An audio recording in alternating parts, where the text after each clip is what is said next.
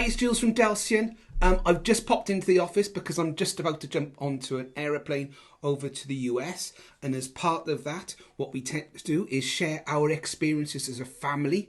And we call it Journeys to Inclusion. Just to give you some background, I'm disabled with an acquired brain injury, also neurodivergent through that acquired brain injury. I've got two kids with mobility issues, both neurodivergent as well, autism and ADHD. And we just want to share with you how you can see the most inclusive and accessible environments and experiences. And that's what we do.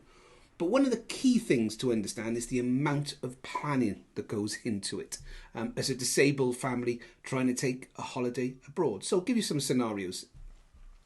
One of the things both myself and the kids don't really get along with is change. That's no surprise when you start looking at neurodiversity. So we are flying from the same airport. We're staying in the same hotel the night before. We're flying with the same airline. Shout out to British Airways. And we're flying with them because from a pre-flight booking point of view, we found them to be the best. Their accessibility team are absolutely fantastic.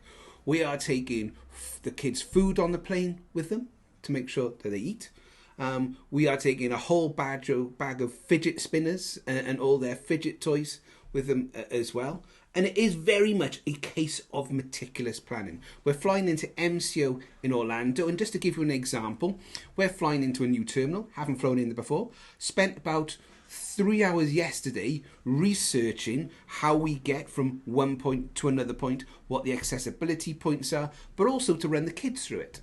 So with regards to being on the plane, we sit down with the kids and we show them YouTube videos of what the plane sits down. Top tip, we tend to sit on window seats where we can, because if the plane type does change and the configuration changes, then the aisle seats are the ones that don't tend to get affected, as opposed to if you've got a 4 across or a 3 across when you sit in the middle. And we've had experience where flights have changed or seating plans have changed, types of aircraft have changed up to 10 times previously.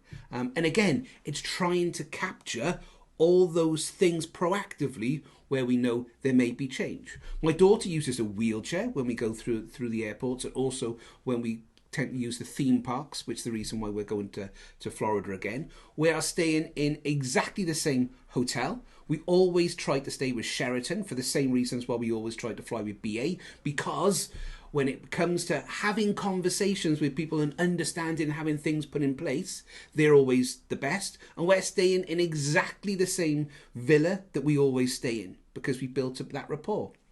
And from someone who is so used to being an unconscious traveller before my brain damage, just jumping on a plane and travelling the world and all that thing that it does for us, I'm limited to that now because of the opportunities to try and build up as much planning and preparation, because by doing that, that will give us more capacity to do new things when we're out there. I hope that makes sense. So the more that we get right at this stage, the more new things that we can do when we're over there. We're going to Cape Canaveral for the first time on the basis that they are autism friendly. And I'd love to see what they're doing.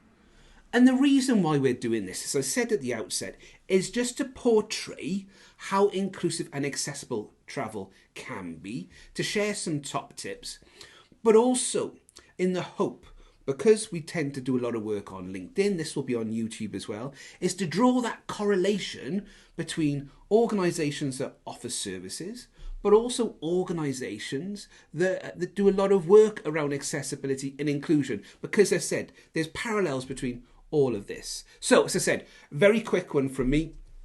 We'll share everything as we go across. But yeah, planning and preparation, absolutely every single step of the way has been planned by us. We know exactly what steps things will happen, and things will change. But by having that planning and preparation in place, it really, really does facilitate a good start of the holiday. So just wanted to share that with you and look forward to catching up on the next one.